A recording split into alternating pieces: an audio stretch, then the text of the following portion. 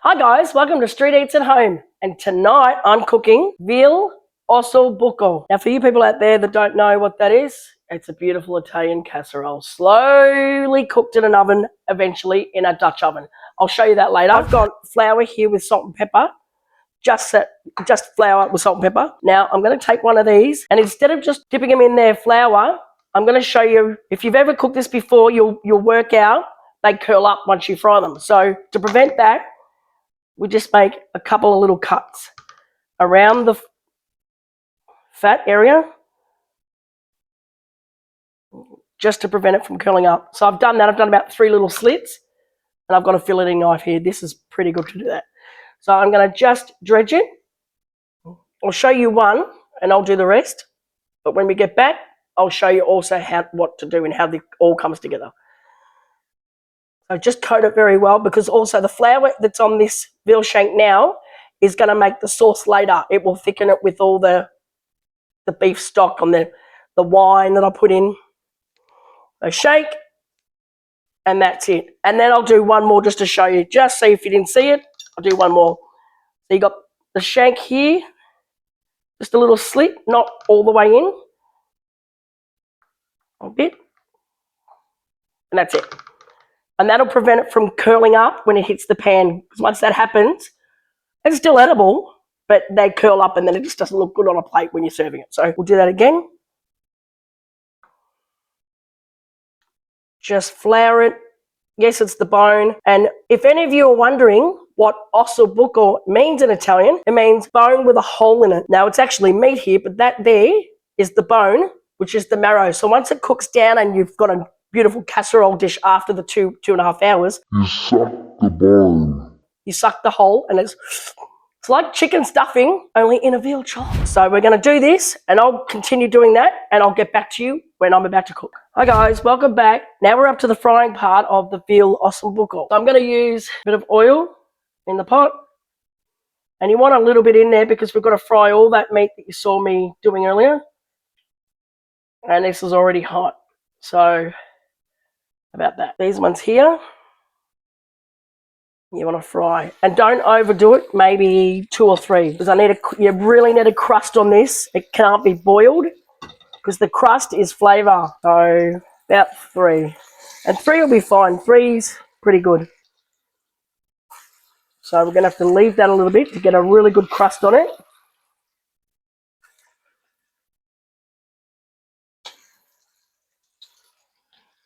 And don't flip them. It could be about 6-7 minutes before you get a really good deep crust. And I'll show you that when we're ready to flip them. And here we go. This is the colour we're after. Actually, even deeper. Look at that. But that's really good. That's what you're after. Okay, so I'm going to flip those. Look at that. Get it in there. Look at that. Now you want to do the rest of them like that too. So you give them a fair few minutes each side, 5-6 minutes each side. Get it to that colour, put them on a tray, get the rest back in, and repeat. Now, while I've got you here, I'm actually going to show you what I have here. This is called a mirepoix, which is onion, carrot, and celery. Now, I've got a medium dice here. After everything is assembled and put back in, taken out, sorry, I'm going to put all the veggies in, fry them off. The veggies leak if you want to. But a traditional one's onion, carrot, celery. I'm going to do a bit of garlic, which I've got in my cloves here. You can leave them in the fridge. I'm going to put a bay leaf or 2 in. And then some red wine, any red wine, something you would drink, not a cooking wine, because you're going to eat it. So that's what we've got. And if you're fortunate like I am, I've got a rosemary tree out the back, and good old hubby just brought that in. So we probably won't need all that because rosemary is very intense.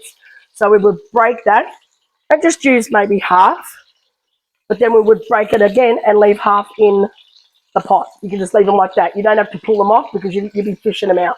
So it's just like going after everything's finished. So we'll get these all coloured and we'll start assembling. And this is after the whole batch has been done. What you want to do is seal all sides like that. And you want them all to look like that. So a little bit more. Hold it there. but we're pretty much done. And then I want to show you what we've done. But see here, the marrow is actually melting. So by the time it's done its full cook after about 2 hours, my husband puts his lips straight to the bone and just sucks that straight out. That's the best meal he's had in about 30 years, I'm guessing. No, it's not. That's what he thinks. Anyway, so we've got this here and that. Don't touch that. Don't rinse it out. Don't do nothing. Don't get another pot. This is flavour from all the chops and the flour has spat off a little bit in there. So now what I want to do is get rid of all these here. Put all the veggies in because they need to fry. Sorry about the fan. I've just had to put my fan on. Just going to find a spoon. And you want to saute them all until they're just translucent a little bit. Not cooked through because the oven's going to finish that off. So you just do a bit of that. And what you're doing is you pick up all the bottom scrapings. That there, it's not burnt. Everything's flavour. You don't pick it off. Well, bring it around to my house. I'll eat it with a bit of toast. And scrape it all up. Everything's coated in this. And then we want to put a little bit of salt just to start. We're cooking a little from the onions, sweating them out a bit more. And a bit of black pepper just to season. Season every step. Your chops got seasoned in the flour. The veggies need seasoning. And we mix. Now I'm going to put a little bit of garlic in this, but I just don't want it to burn. So I'm going to put a little bit of a bed down so the garlic doesn't go straight on there and burn. I think I'll use 2 cloves. Do one at the moment. Scrape it off. And another one. You put as much as you like, really. And then crush. Okay, now I'll just give that a little bit of a mix to stop it from burning. Now while I've got that, I want to put a bay leaf or 2.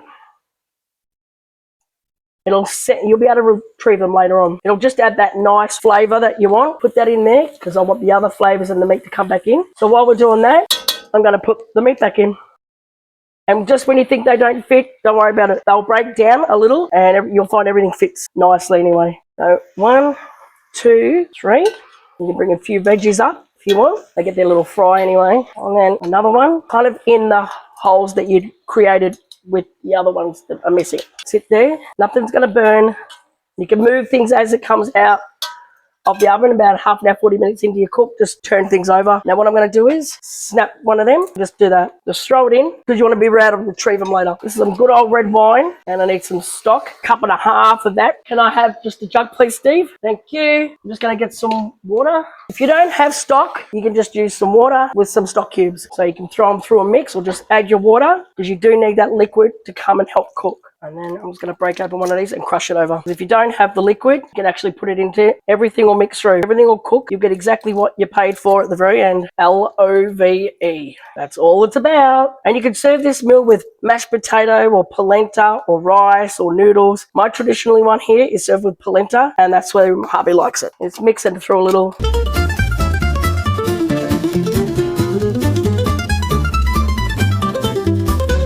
I think I might go and put a little bit of tomato paste in that. I'll just go out and get one. That little bit of tomato paste, just like a tablespoon, will add that extra flavour and it will mix through. People might say, oh, it's not cooking off. Well, you're not eating this dish straight away. If you were, I'd suggest you probably put it in a pan, fry it off a little bit and then add your pastas or your pasta sauces. But with this here, it'll just melt in and the oven will do the rest. Get a spoon, just using a tomato paste. I think a couple of these will do well. Add a bit of body and mix that. Yes, you can fry this off at the start. Again, it doesn't matter. It's going to be in that long. You're going to have to pull it out halfway through cooking time and then turn it around anyway. And see, look at all these flavours that are built. There's no exact. You're not in Italy. You want to be at home just cooking like that. So this is, so now it's swimming. You can bring your veggies up a little. Spoon the sauces over. Everything now kind of fits. Didn't look like it before, but look at that now. You got a bit of red wine, which will actually go down as you cook it. You got your bay leaf, your rosemary, and that's going to need about 1.5 hours in the oven. 2 hours. I would go 2 hours. If you go about 2.5, you're laughing too. So I'm going to actually just might put a bit more water. It doesn't matter. There's no ream or right. So long as you actually just cover. So they're basically nearly covered. The cooking time, as I said, you're going to get it at halfway through. So that's when you would turn things over. And if you need a bit more water, put it in then. So that's where I need it to be. And that's going to have to, you can leave it on the stove for an hour. You can only cook it on the stove. I've cooked it on the stove years ago at really low. But why do that when you have to watch it? Whack it in the oven and forget about it. I'll put the lid on. I'm going to put it in about a 220 degree oven. 2 hours. And here we go. And she's heavy. Oh my Lanta.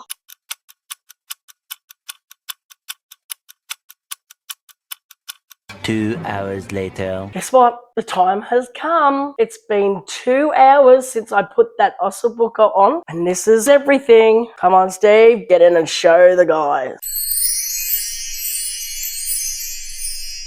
Look at that. Look at the marrow. We're just gonna get out a piece and set it up. Look at this. This is the gold gravy. Oh, you could use this over pasta sauce. If after there's enough Osso Bucco left over and you've done a couple of these Dutch ovens, you can shred up the meat and put it over pasta. Even a little on some buttered toast. This is versatile. You could do this. Usually serve this with some fresh chopped parsley, but I just don't have any right now. So I do have coriander, but parsley's the traditional garnish, basically. Or a lemon gremolata, which is grated lemon, a bit of finely chopped garlic and fresh parsley, and you mix it all up and you just put it on top. I'm just going to do it my hubby's way. He just likes a bit of coriander over everything. Now here's some things I think are ill. You'd have coriander over a sausage or some mashed potato or a steak or toast. So I'm going to show you how this looks. I'm going to get out. Look at that. You can serve this, I said, over mashed potato, rice, pasta, butter noodles, but traditionally we serve this over a polenta, which I do make. Show you how to make a polenta, and I'll show you because it's beautiful, cheesy, parmesan and a little bit of butter and all the beautiful things. But I'm going to actually give you a little bit just of the juice.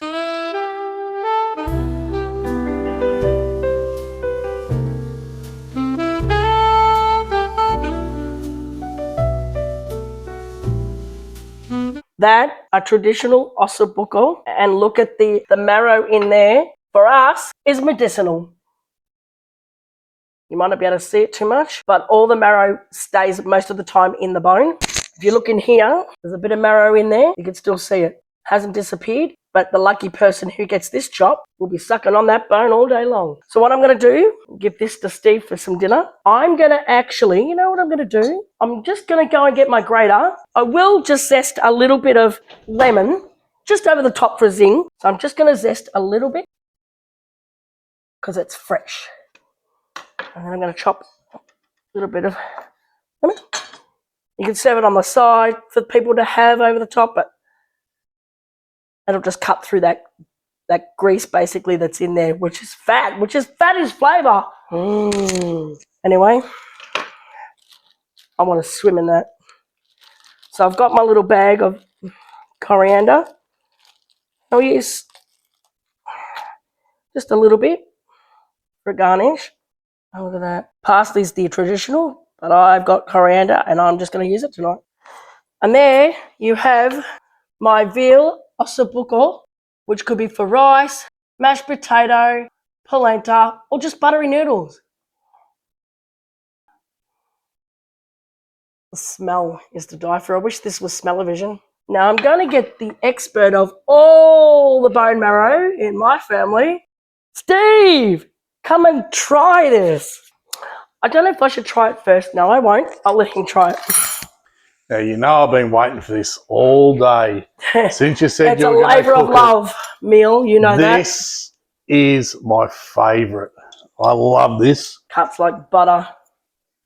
Oh.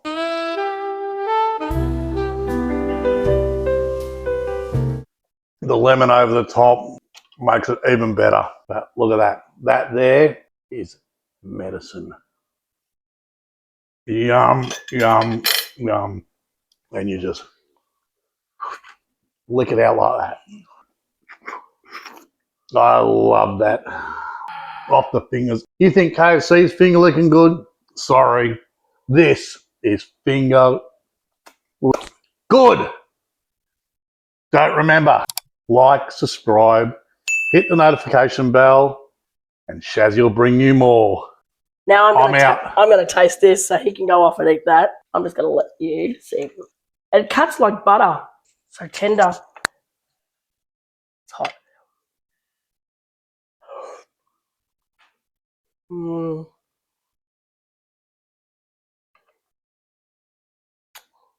my God. It's really tender. But this meal is a labour of love. And cook it with me. Thank you for watching. I'll do another video on this kind of food, comfort food coming into winter. It's going to be all hiding your stomach food. You might wonder if you wear a few more jackets cooking with me. Okay, I'm out, and I'll see you in the next one.